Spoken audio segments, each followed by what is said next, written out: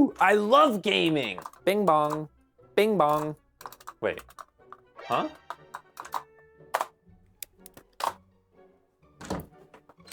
Huh?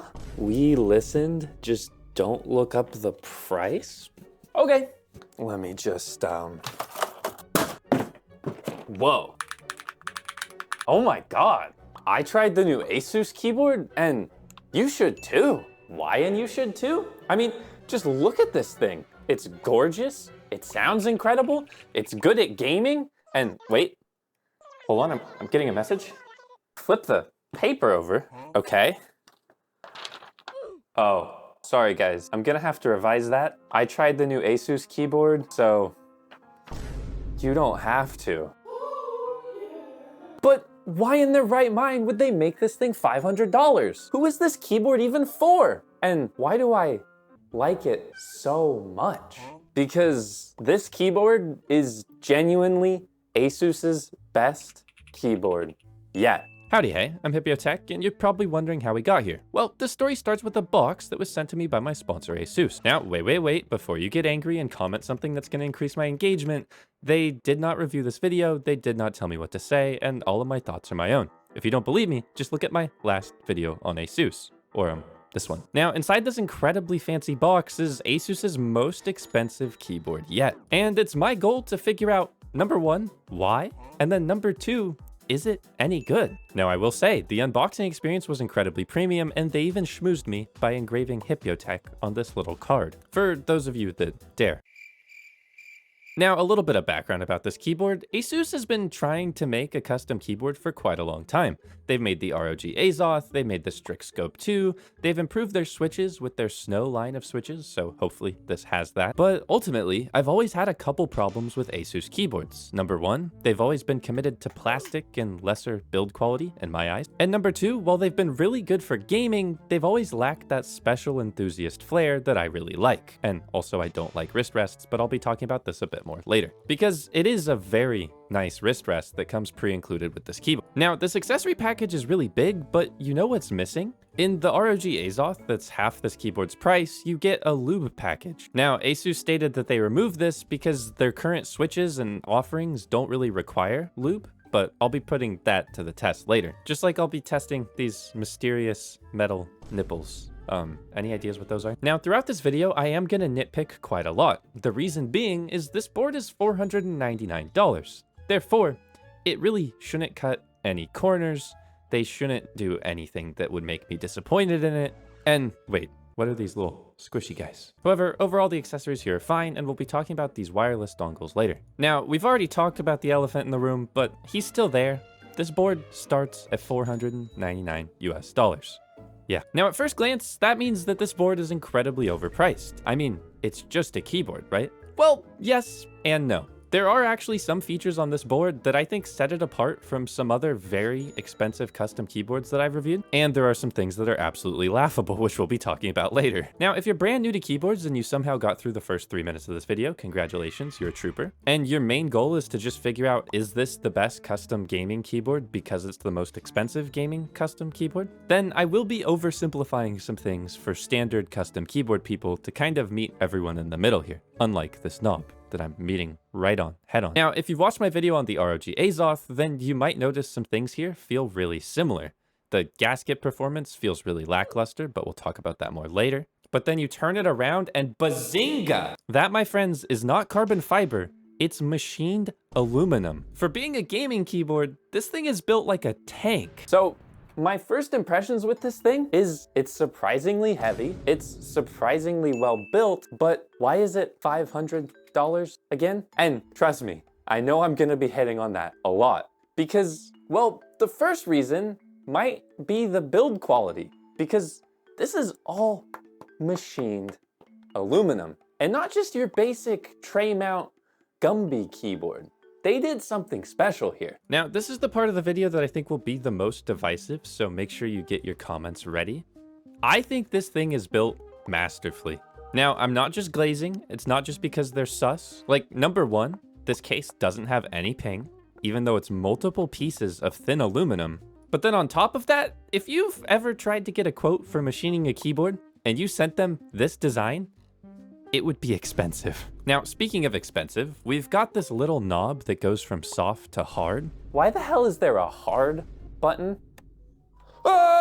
If your Asus keyboard hard button lasts for more than 4 hours, then you may be entitled to financial compensation. On a serious note though, this could be the coolest feature ever in a keyboard, or really lame, and we'll check it out later. The other thing you might notice is this 2.4 GHz dongle that hides behind the back weight, although it's honestly more of a badge than a weight. Now, your version of the badge won't have Hipyo tech, it'll just be the Asus logo, but it does look relatively clean, if you like Asus branding. But while we're on the topic of build quality, if you're someone that likes to change the angle of your board, usually you have flippy feet on really cheap keyboards. However, this board isn't gonna put flippy feet on there.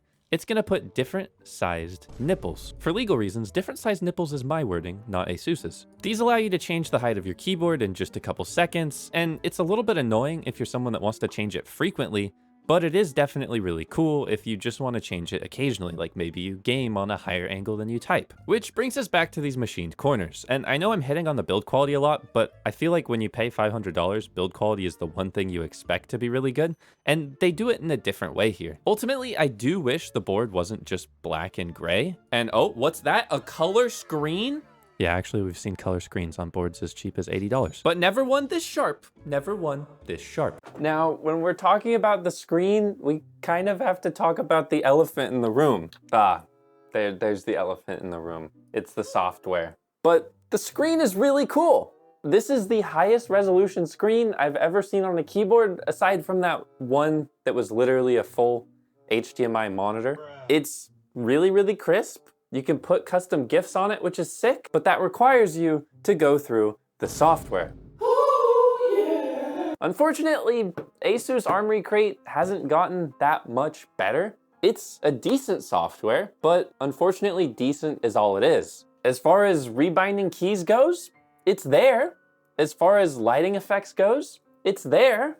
But unfortunately, along the way, it's slow, it's laggy. From what I can tell, you can only bind one layer of macros.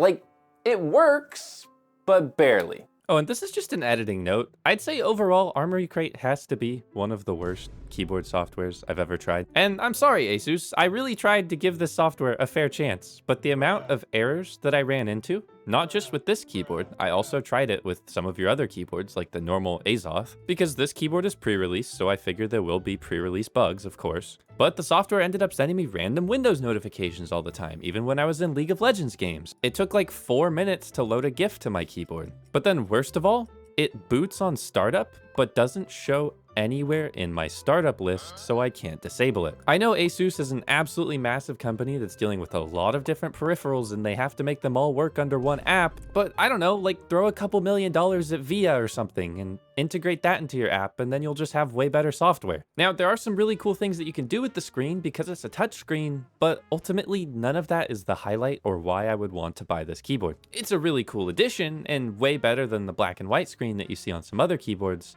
but it's just kind of there. Like, for example, it has a setting where it can show what media is playing, but it doesn't like show album art or anything that I'd actually want to see.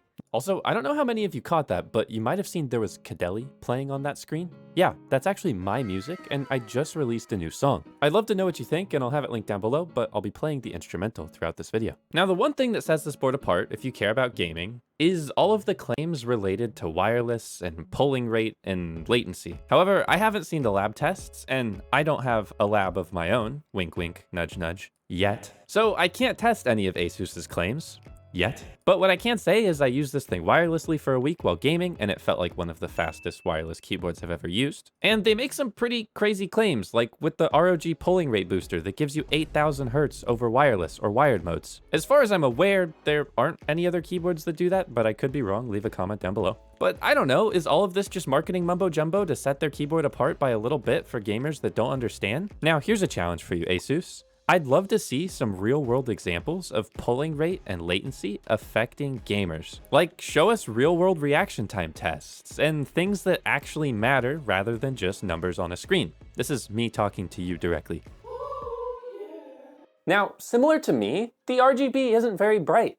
but it does get the job done. This is something that I was honestly a little bit surprised about because it's a gaming keyboard, and gaming keyboards usually focus a ton on RGB. But comparing it to some of my other keyboards, it just kind of fell flat. Which brings me to the keycaps, because while these are double shot PBT keycaps that are unfortunately shine through, if your RGB isn't that bright and you're going for a hyper premium gaming experience, then maybe go for a hyper premium keycap rather than the standard gamery double shot keycaps. And I know that's preference, and I know the market that you surveyed probably prefers the gamer keycaps, but the market that you surveyed probably isn't gonna buy a $500 keyboard. Maybe go for something a little bit more distinguished. But we'll be changing out the keycaps later. Now, while I'm on the topic of the keycaps, there's a few other gripes that I have with these things that some people might actually see as a massive pro.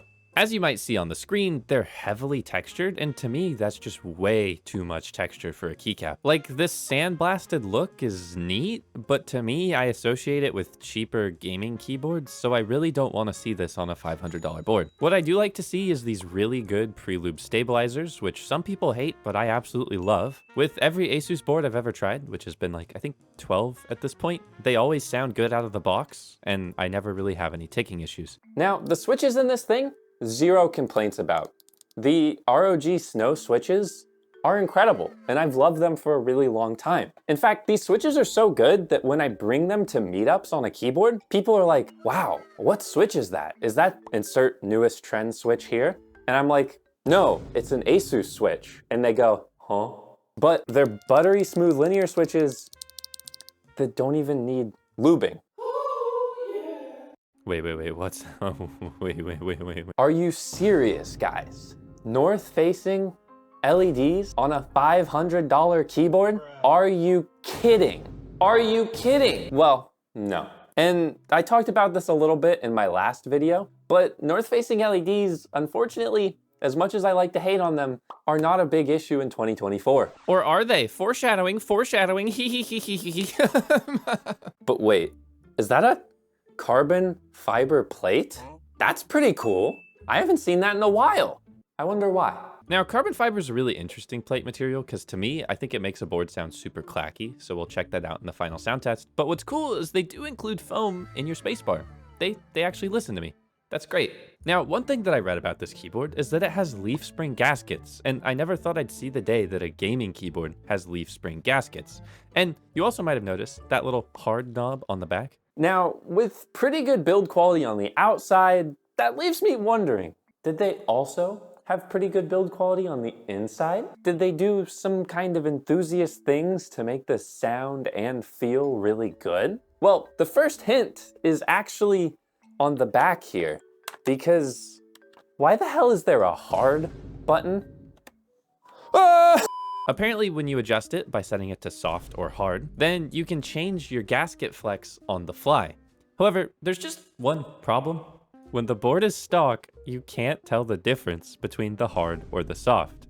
They both just feel like a stiff gasket mount. However, when we take this board apart, I think I found a fix to make it incredible. Speaking of incredible, if you like wrist rests and you're a wrist rest gamer, then the wrist rest that comes included with the board is super premium and I like it a lot. However, I can't use wrist rests. They hurt my wrists. So I can't really evaluate how good this thing is, but I guess if you use it, then that's cool for you. Now, the one place where this keyboard really shines is typing sound and the feel of the switches. Like seriously, if you close your eyes and listen to this, you might think I was typing on a very, very expensive keyboard. And that's because I am.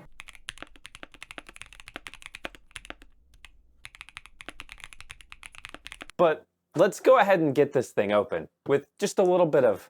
Howdy hey, it's me, Hipyo Tech, and magic isn't real. I have to unscrew 15 screws by hand. And unscrewing all of these screws makes me really appreciate how easy to mod this thing is. Like, sure, it's a lot of screws, but I pop off the top plate and bada bing, bada boom. Also, what's really impressive is this thing doesn't ping like a tuning fork when I tap on it. But yeah, overall, if you want to mod this thing, it's really easy to take apart, and it's honestly not too confusing or complex if you're brand new to keyboards. Although, you probably won't need to mod it. Now, there's a couple things that I could think of for tweaking it, like removing foams, and that's really easy to do. Post-edit Hipyo here. I got really bored and decided to remove all of the foams, but I didn't film it, so I'll include that sound test at the end of the video. You could also tape mod the back of this PCB, which is, thank God, not flex cut, because I think a flex cut PCB would have just led to some crazy hotspots with how weak the gasket performance is here. And this also reveals this little rubber dampening that's really needlessly gorgeous. Like I love that attention to detail. And then taking that out also reveals more attention to detail. Like this really cool etching on the inside of the board that you'll basically never see. I love this stuff. Good job, Asus. I know parts of this video have been negative, but overall, their build team did an amazing job. Now, for most people, this is about as far as you'll go when taking apart the keyboard. And honestly, it's probably about as far as you should go because you could potentially damage some of the other stuff like the battery. And here we see the leaf spring gaskets, which is what's giving it its gasket performance in air quotes. Those little rubber nubs that we saw earlier are replacements for these if you lose them, and removing the silicone foam actually brings back a nice gasket performance. Like, it's not too flexy, but it is soft enough that it dampens your experience. And oh wait, I forgot about the knob. Oh, it's way flexier. Oh my God.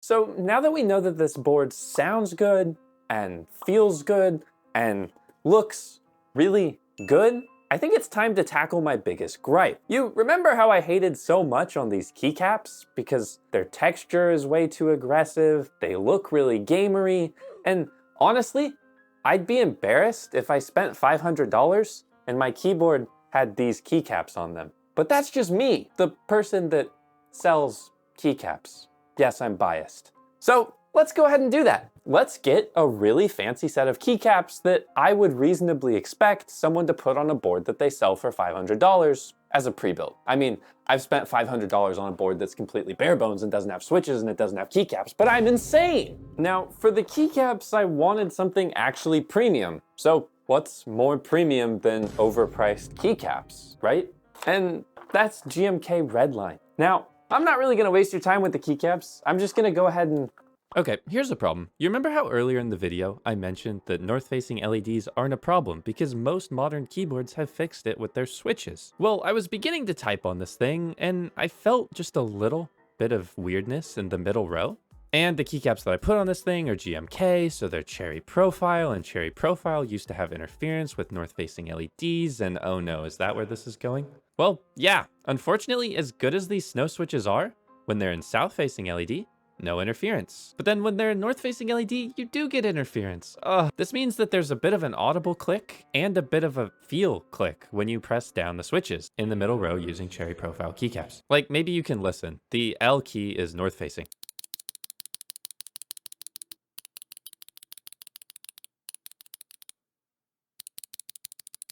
And sadly, I think that's the biggest blunder for this whole entire keyboard. Like, they've done so much to bring this keyboard up to enthusiast standards with the amazing machine quality case and the leaf spring gasket mounting and the various foams for customizing. And there's a lot of things that sets this keyboard apart, at least to some small margin, where that I could see somebody paying $500 for this and being happy. But then, if you want to swap out the keycaps to cherry profile like GMK, you have to swap out the switches to a longer pole switch. And I get it, there's probably warring factions at Asus, like north-facing LED is better for RGB and people prefer RGB. Well then make the RGB brighter, or make a longer pole switch so you don't have interference. Now, it's worth noting that the interference doesn't happen with Asus's included keycaps, but keycaps are the #1 thing that people customize about their board, and cherry profile is the most common. So you kind of just can't swap out the keycaps on this thing unless you want a bit of an inferior experience, which you'll hear in the final sound test. But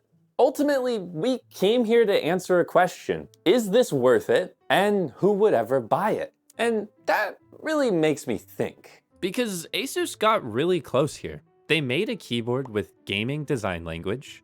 They made it incredibly premium feeling. They took notes on so many things that I've told them to fix in previous keyboards, and overall the experience here is really, really close. However, it's 2024, and a lot of things have changed in keyboards. At a glance, for my preferences, the only thing that this has that really sets it apart is the claims about wireless and latency. And nowadays, a lot of gamers are moving to Hall effect switches anyways, which this doesn't have. Now, at the end of the day, it comes down to personal preference, which is usually about aesthetics and brand loyalty and user experience. And there's a lot of things that this board gets right in that respect, and also wrong, like the software. Now, I went into this video thinking that I'd just be laughing about how the board is $500 and it's stupidly overpriced and blah blah blah. But it's a little bit more nuanced than that, because is this thing twice as good as the normal ROG Azoth?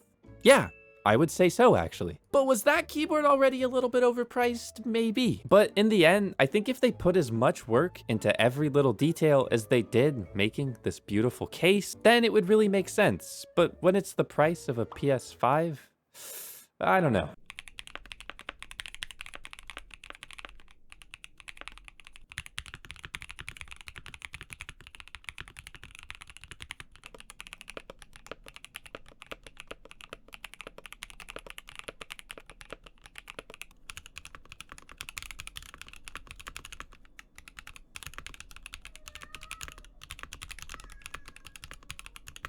Nola.